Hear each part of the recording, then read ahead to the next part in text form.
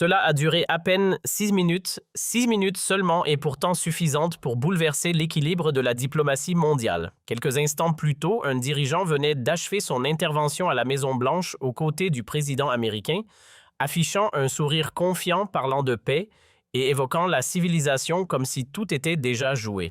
Mais à Paris, dans un bureau feutré du pouvoir, un homme de 39 ans observait la scène avec une intensité inhabituelle, son regard ne laissant place à aucun doute, il avait compris. Là où tous voyaient un discours rassurant, lui avait repéré un détail invisible pour les autres. Un seul mot glissé dans l'allocution, un mot capable de tout dévoiler. 3 jours plus tôt, par un lundi matin gris, une enveloppe scellée était arrivée sur son bureau avec la mention « Confidentielle défense » provenant des services de renseignement militaire et à peine ouverte. Son contenu provoqua chez lui une réaction immédiate. Il se redressa conscient que ce qu'il venait de lire changeait tout. Le rapport décrivait en détail ce qui était en train de se mettre en place à Washington.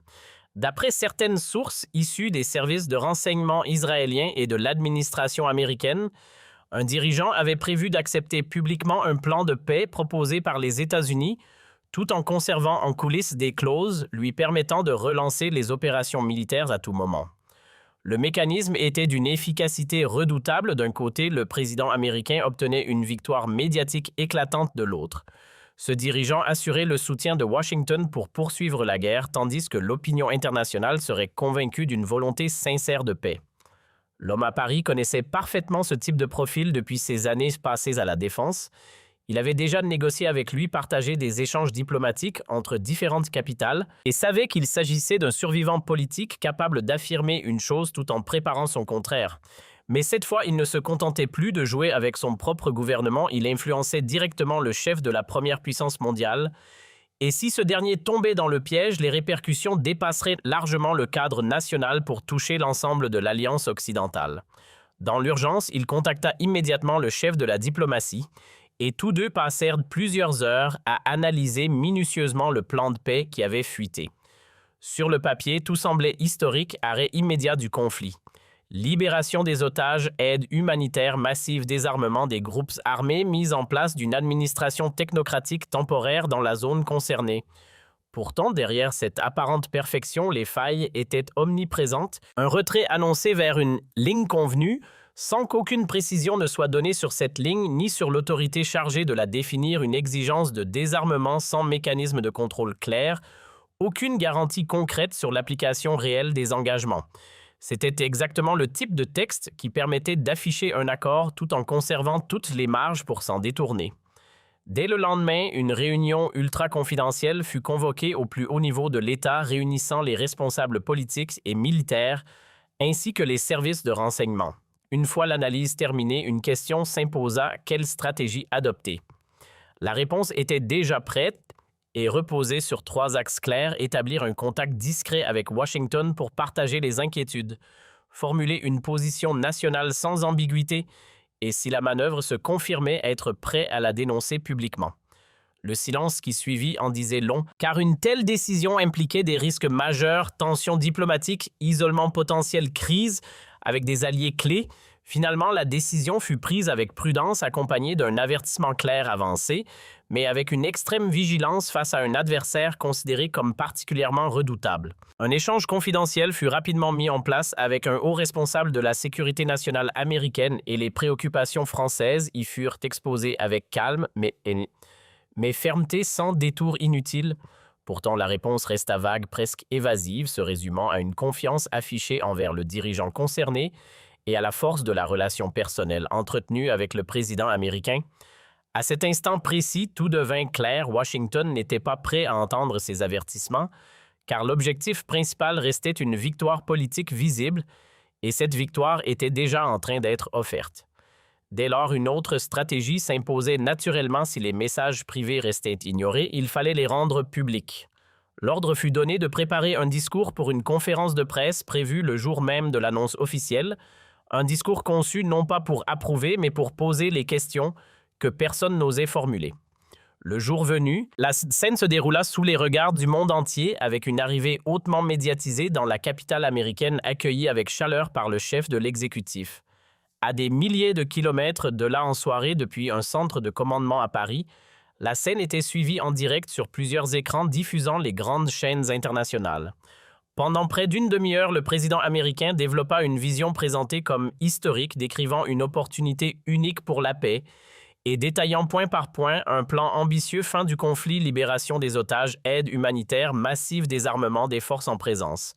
Tout semblait parfaitement construit, presque trop parfait. Face à ces images, l'observateur parisien ne se laissait pas emporter, il notait chaque détail, chaque formulation floue, chaque promesse dépourvue de garanties concrètes. Puis survint le moment décisif. Le dirigeant invité prit la parole et déclara soutenir le plan présenté, affirmant qu'il permettrait de mettre fin au conflit, de ramener les otages et d'éliminer toute menace future. Les applaudissements éclatèrent immédiatement, les médias parlèrent d'avancées historiques, certains annonçant déjà une acceptation du plan. Pourtant, une personne ne partageait pas cet enthousiasme. Il venait de capter un élément essentiel. Lorsque le président américain ajouta qu'en cas de rejet par l'autre partie, un soutien total serait accordé pour agir et que le dirigeant confirma que l'objectif serait atteint d'une manière ou d'une autre, l'analyse devint évidente. La scène fut rejouée mot pour mot. Une question simple fut posée à l'équipe: pourquoi utiliser une condition hypothétique plutôt qu'une affirmation de paix accomplie? La réponse s'imposa d'elle-même, tout avait déjà été anticipé, y compris le refus attendu de l'autre camp. Le scénario était limpide, parfaitement aligné avec les informations du rapport initial: obtenir une validation publique, provoquer un rejet prévisible, puis justifier la reprise du conflit avec un soutien international déjà acquis. L'horloge indiquait à peine le début de la soirée, un moment idéal où l'information venait d'être diffusée partout, mais restait encore suffisamment fraîche pour être remise en question avant de s'ancrer définitivement dans l'opinion. Il descendit vers la salle de presse où une vingtaine de journalistes étaient déjà installés, persuadés d'assister à une simple déclaration protocolaire faite de félicitations et de formules diplomatiques convenues, mais rien ne les préparait à ce qui allait suivre. En prenant place derrière le pupitre, il adopta un ton posé, presque calme, mais chargé d'une détermination palpable, saluant brièvement avant de reconnaître les efforts présentés quelques heures plus tôt par les autorités américaines dans leur initiative pour la région concernée. Puis, après une courte pause soigneusement maîtrisée, il introduisit un mot qui fit immédiatement basculer l'atmosphère cependant. À cet instant précis, la salle changea, les regards se levèrent, les postures se redressèrent car il venait de franchir une limite rarement atteinte dans ce type d'exercice. Il expliqua avoir étudié le plan en détail, reconnaissant certains éléments positifs, mais insistant surtout sur la présence d'ambiguïtés profondes capables de permettre à certains acteurs d'afficher une volonté de paix tout en conservant les moyens de prolonger le conflit. Sortant alors ses notes, il entra dans une précision presque chirurgicale, enchaînant les interrogations concrètes, un retrait annoncé vers une ligne non définie sans indication sur son tracé, ni sur l'autorité chargée de la déterminer, un désarmement exigé sans mécanisme clair de vérification, un organe de supervision évoqué sans mandat précis ni pouvoir défini. Chaque point révélait un vide. Chaque vide ouvrait une possibilité de contournement. Puis, relevant les yeux vers la caméra, il posa une question simple en apparence, mais redoutable dans sa portée. Pourquoi parler de soutien plutôt que d'acceptation? Pourquoi évoquer une éventualité de rejet au lieu d'affirmer l'aboutissement de la paix? Il souligna que ces choix de mots n'étaient pas anodins, qu'ils traduisaient des intentions bien plus profondes. À la fin de cette intervention, un silence total s'installa car ce qui venait de se produire dépassait une simple analyse.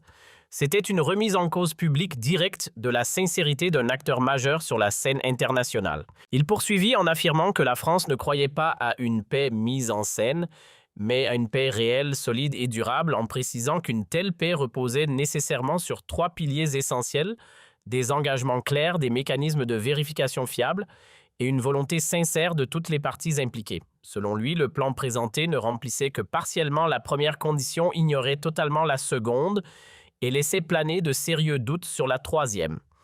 Dans la salle, une question directe surgit, alors suggérant une accusation implicite de mauvaise foi, mais la réponse resta parfaitement maîtrisée, refusant toute attaque frontale tout en recentrant le débat sur des interrogations fondamentales que chacun aurait dû formuler. Il insista sur l'incohérence d'accepter un texte aussi ambigu, s'interrogeant sur les raisons pour lesquelles un dirigeant réellement engagé en faveur de la paix laisserait autant de marge de manœuvre permettant de s'en écarter, Il expliqua ensuite que la sincérité pouvait être démontrée très simplement en acceptant des mécanismes de contrôle indépendants au niveau international, en autorisant une supervision extérieure, en définissant un calendrier précis, assorti de conséquences claires en cas de non-respect. Il alla même plus loin en déclarant qu'il serait prêt à reconnaître publiquement son erreur si ces conditions étaient acceptées, mais laissa volontairement sa phrase en suspens lorsqu'il évoqua l'hypothèse inverse, créant une tension palpable dans la salle. Une autre question surgit alors portant non plus sur le fond, mais sur les conséquences, évoquant le risque d'isolement diplomatique et la possibilité que cette prise de position soit perçue comme une rupture avec des alliés majeurs. À cela, il répondit par un léger sourire empreint de gravité, sans chercher à esquiver la portée de ce qui venait d'être dit. Il répondit en renversant complètement la perspective, expliquant que ce qui isole réellement une nation n'est pas le fait de dire la vérité, mais bien de choisir le silence au moment où celle-ci doit être exprimée, rappelant que l'histoire avait déjà montré à plusieurs reprises le prix de ces silences dans des contextes tragiques. Selon lui, il valait mieux assumer une position honnête même au prix d'une certaine solitude sur la scène internationale, plutôt que de rechercher une popularité confortable au prix de la complicité. Il poursuivit en s'adressant directement aux dirigeants européens, soulignant que ce scénario n'avait rien de nouveau, des accords spectaculaires, des gestes symboliques, des promesses de paix saluées par tous, puis quelques semaines plus tard, un retour de la violence accompagné d'une surprise feinte. Il insista sur la nécessité de briser ce cycle, affirmant que poser des questions dérangeantes et remettre en cause des évidences acceptées sans réflexion n'était pas un acte de provocation, mais une exigence pour atteindre une paix véritable qui ne peut se contenter d'applaudissements automatiques. Une dernière question fut alors posée, mettant en avant l'expérience d'un dirigeant en place depuis des décennies face à la relative nouveauté de son interlocuteur, suggérant qu'il pouvait être audacieux, voire imprudent de contester un tel jugement. La réponse qui suivit resta parfaitement maîtrisée, posant une distinction claire entre l'expérience et la sagesse, rappelant qu'un long parcours dans la guerre ne garantit en rien une capacité à construire la paix. Il reconnut lui-même sa jeunesse et son arrivée récente au pouvoir, mais suggéra que cette absence d'usure face au cynisme accumulé pouvait précisément constituer un atout dans un conflit figé depuis trop longtemps. Puis, quittant la salle par les coulisses, il retrouva une équipe déjà submergée par les réactions venues du monde entier. Les téléphones ne cessant de sonner, les grandes agences de presse cherchant des réponses immédiates. Lorsqu'on lui rapporta la réaction officielle exprimant une profonde déception face à ses propos, il ne manifesta aucune surprise, se contentant d'un simple signe de tête, comme si tout cela faisait déjà partie du scénario qu'il avait anticipé. Quelques instants plus tard, son téléphone vibra affichant un numéro masqué avec un indicatif américain, et la conversation qui s'ensuivit ne laissait aucun doute sur l'identité de son interlocuteur, dont la voix à la fois ferme et contrariée exigeait immédiatement des explications sur ce qui venait de se produire. Face à cette réaction, la réponse resta posée presque froide, affirmant que la position exprimée n'était rien d'autre que la vérité, telle qu'elle était perçue par son pays, et posant implicitement la question du rôle réel d'un allié soutenir aveuglément ou dire ce qui doit être dit. L'échange se tendit lorsque l'argument du soutien mutuel fut opposé à la remise en question publique d'un plan présenté comme historique, mais la réplique insista sur une autre forme de loyauté, celle qui consiste à prévenir plutôt qu'à laisser quelqu'un tomber dans un piège. Le mot fit immédiatement réagir, provoquant un court silence chargé de tension avant qu'une question directe ne soit posée sur l'existence même de ce piège. La réponse sans détour confirma cette hypothèse, expliquant que la stratégie en cours visait à obtenir une couverture diplomatique pour poursuivre les opérations militaires. Intrigué, l'interlocuteur demanda alors des explications plus détaillées, ouvrant la voie à une analyse plus approfondie. Prenant le temps de structurer ses idées, il invita à reconsidérer toute la séquence récente, une arrivée parfaitement orchestrée, des déclarations impeccables. Une acceptation apparente du plan sous les projecteurs suivie d'une réaction médiatique enthousiaste. Mais au-delà de cette mise en scène, il fallait s'attarder sur les mots précis, utiliser des formules volontairement vagues sans engagement réel, qui permettaient de soutenir sans accepter d'approuver sans s'obliger. L'attention se porta ensuite sur une condition apparemment anodine mais lourde de sens, évoquant un rejet possible plutôt qu'une paix certaine, révélant une anticipation claire de l'échec du processus.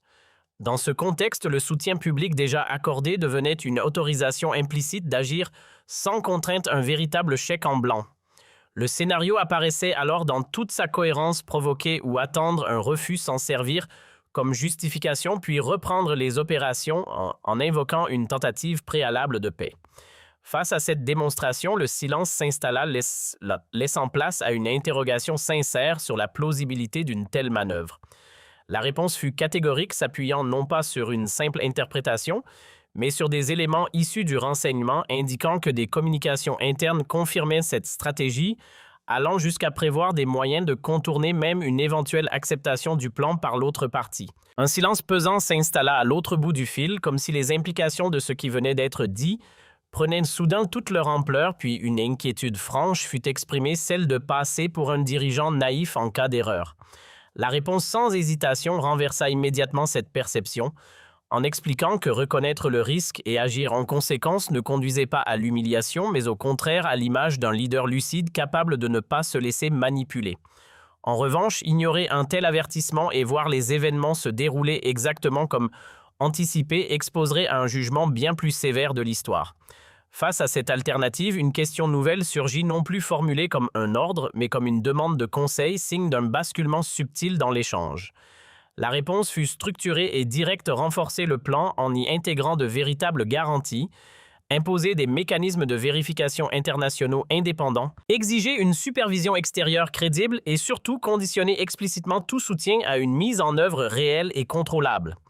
L'argument final fut posé sans détour, agir ainsi permettrait d'incarner un artisan authentique de la paix, tandis que refuser reviendrait à accepter d'être instrumentalisé, laissant le choix entre ces deux trajectoires entièrement entre les mains de l'interlocuteur.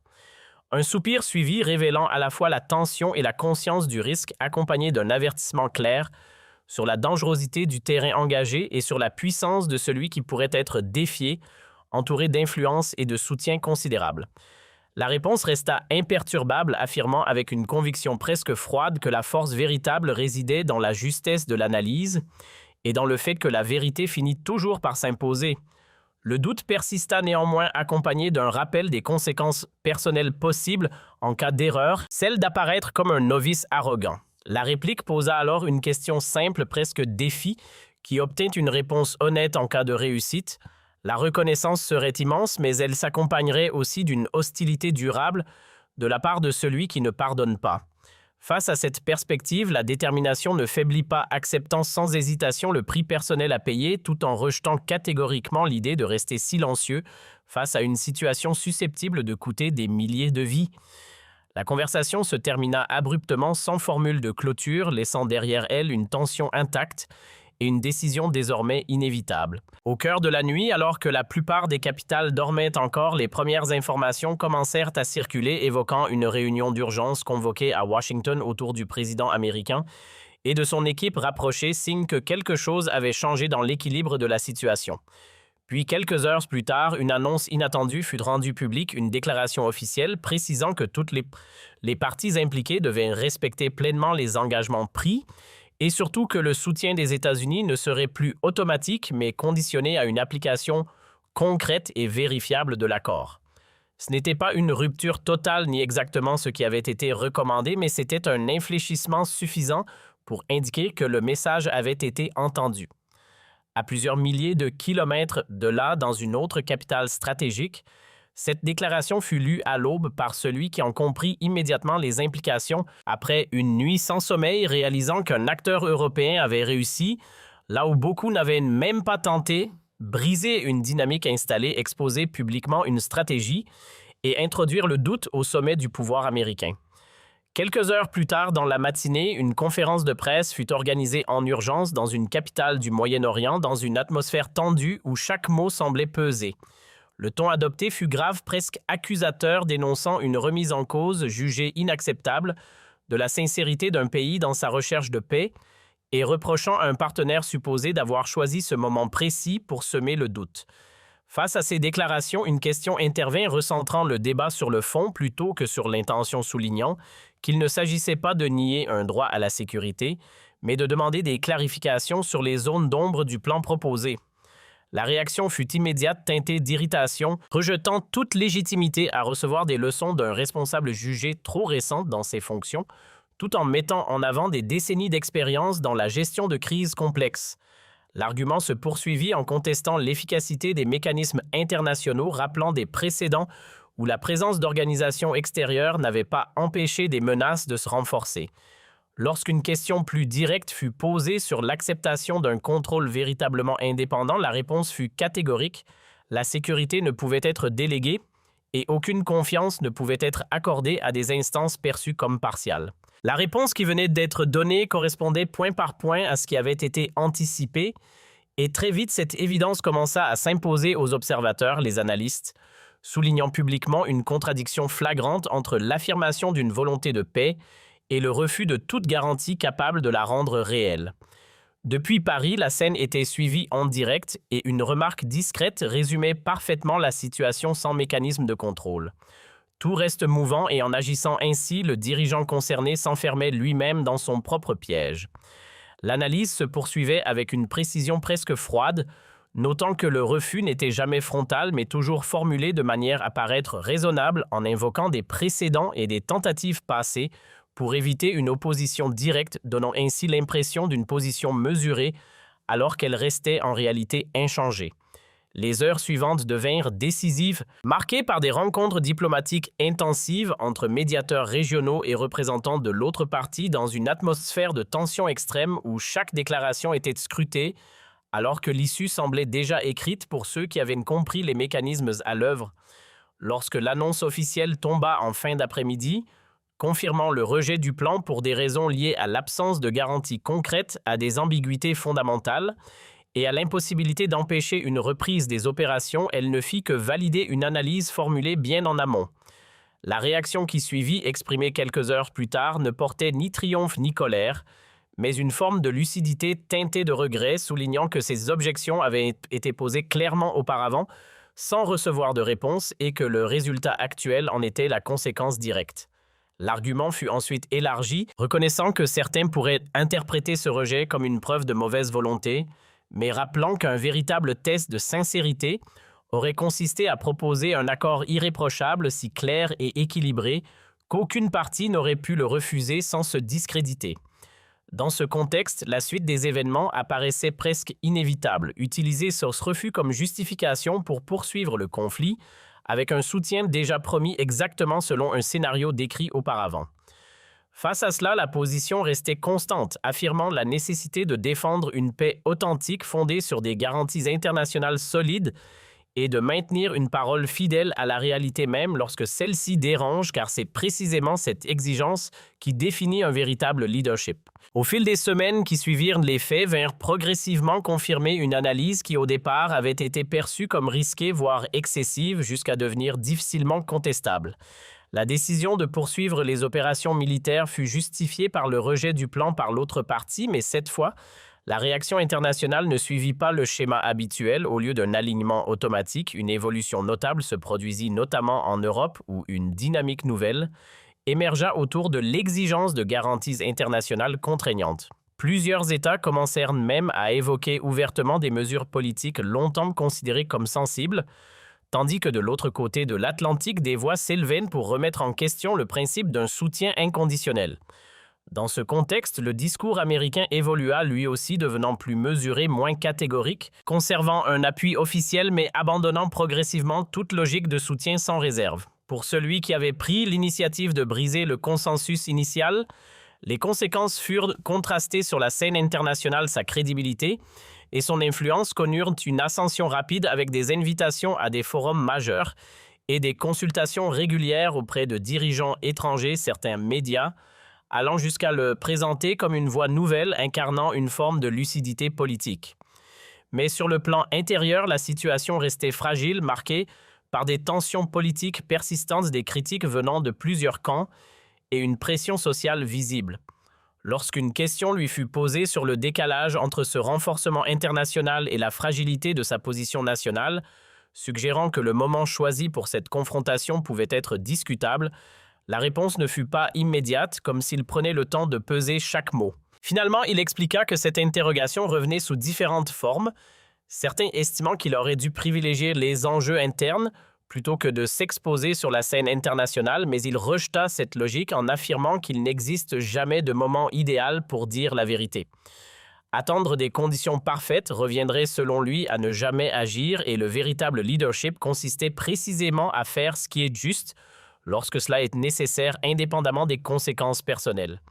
Il reconnut sans détour que ce choix pouvait lui coûter sa position, qu'il pouvait ne plus exercer ses fonctions dans un avenir proche, mais insista sur un point essentiel: partir en sachant que la vérité a été dite au moment où elle devait l'être valait plus que conserver le pouvoir en silence.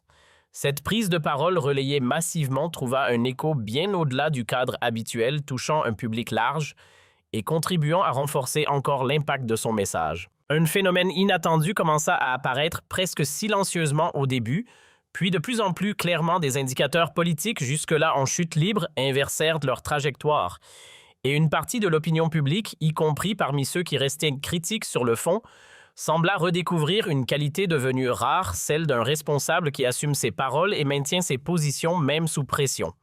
Quelques mois après un moment charnière largement médiatisé, un tournant majeur se produisit sur la scène internationale lorsqu'une puissance du Moyen-Orient annonça son soutien à une proposition européenne de garanties internationales accompagnée d'un engagement financier significatif.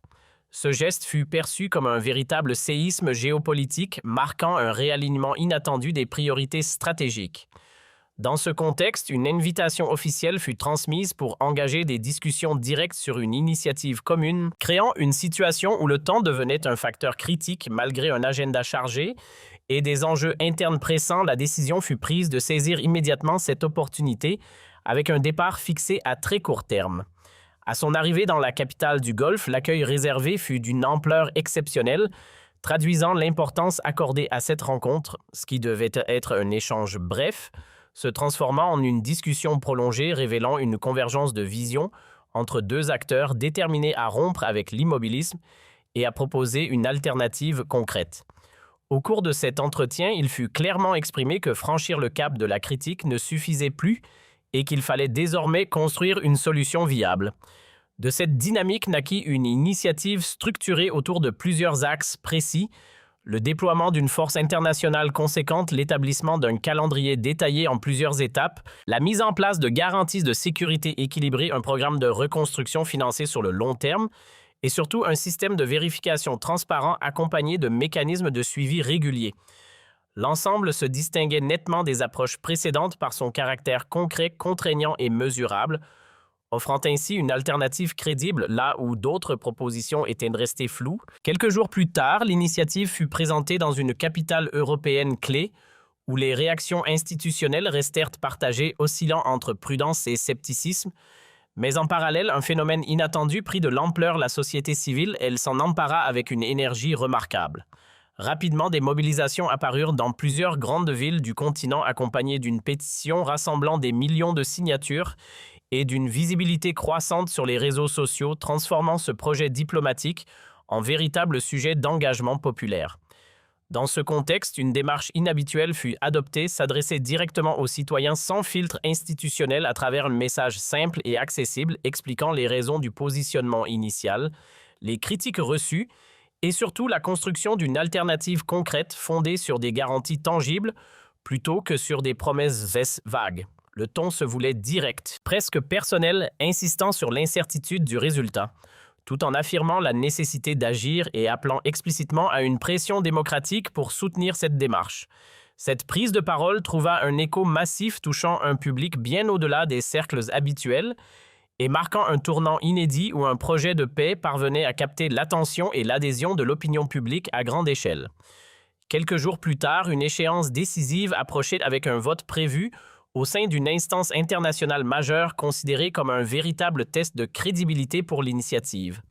À la veille de ce moment clé, plusieurs échanges déterminants eurent lieu, dont l'un avec le dirigeant américain qui exprima clairement son impossibilité de soutenir publiquement la proposition sans affaiblir sa propre position. La réponse apportée proposa une alternative stratégique simple mais efficace: ne pas soutenir activement, mais s'abstenir d'utiliser un pouvoir de blocage, laissant ainsi la décision se jouer au niveau collectif. La discussion fut marquée par des silences révélateurs traduisant l'hésitation face aux risques politiques internes, mais aussi la prise de conscience de l'enjeu historique. L'argument final mit en balance deux héritages possibles, celui d'un dirigeant ayant empêché une opportunité de paix par calcul ou par crainte, ou celui ayant permis même indirectement l'ouverture d'une voie vers une solution. Après un dernier moment de réflexion, la décision tomba de ne pas s'opposer, accepter une position d'abstention. Ce choix inattendu dépassait les attentes initiales et ouvrait la possibilité d'un basculement dans l'équilibre des forces diplomatiques. Un second appel vint ensuite, marquant une première prise de contact directe avec un dirigeant au cœur du dossier, et dès les premiers échanges, le ton fut donné, mêlant incompréhension et reproche, face à ce qui était perçu comme une tentative d'imposition extérieure.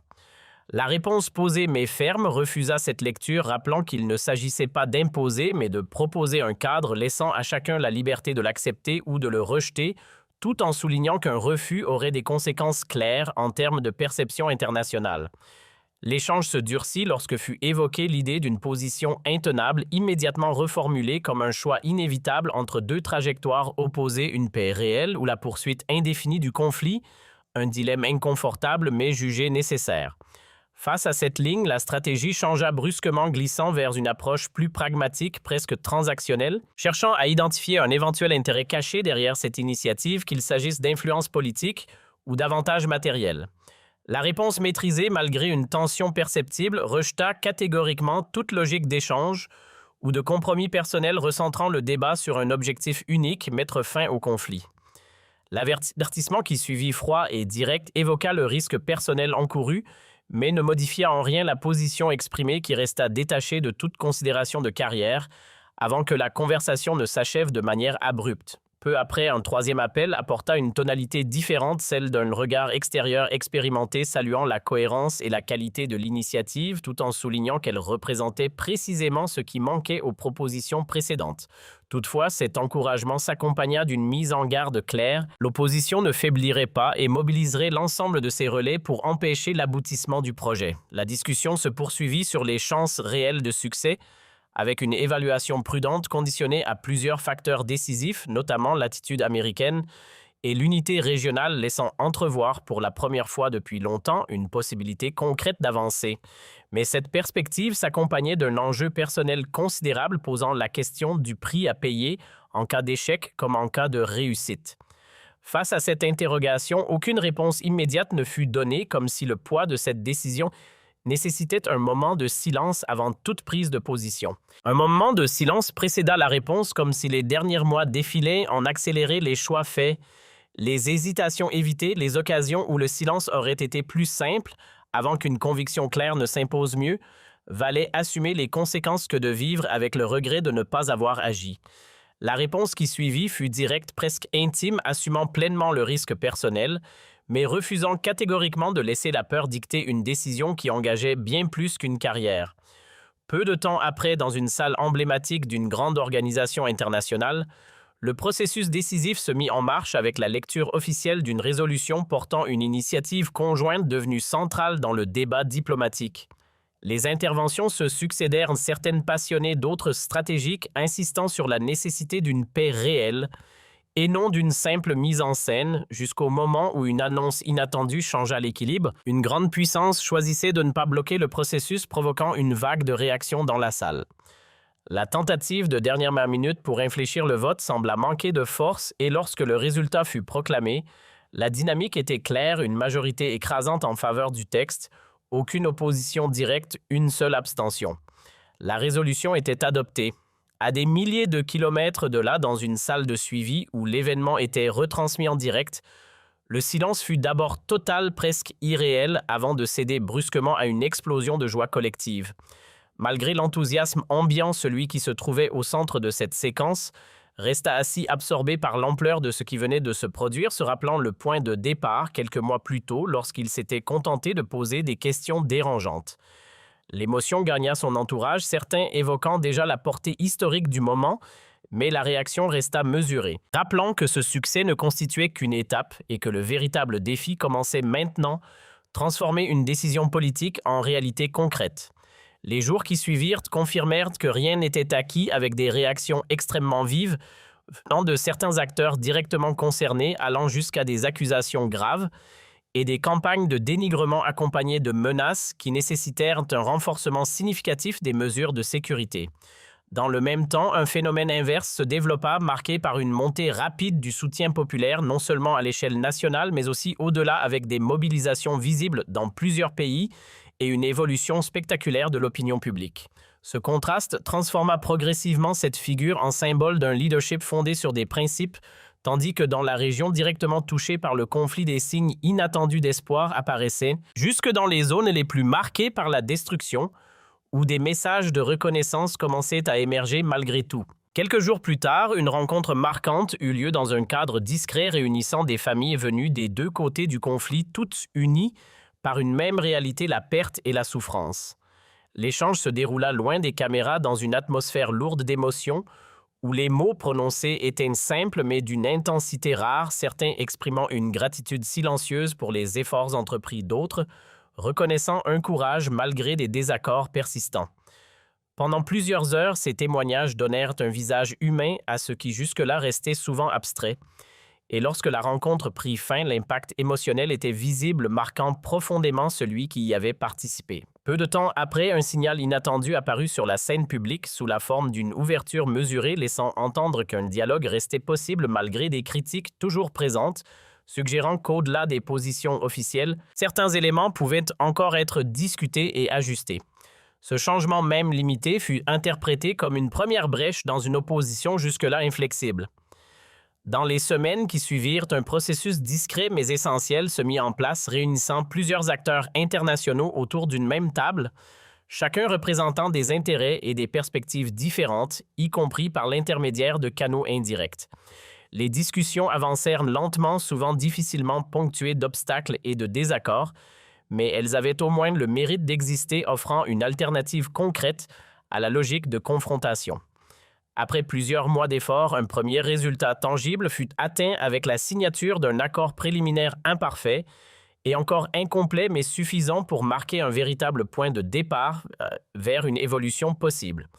Lors de la cérémonie organisée pour officialiser cette étape, une décision inattendue fut prise de ne pas s'y rendre afin de laisser la place à l'ensemble des acteurs impliqués, refusant toute appropriation personnelle de ce qui était perçu comme une réussite collective.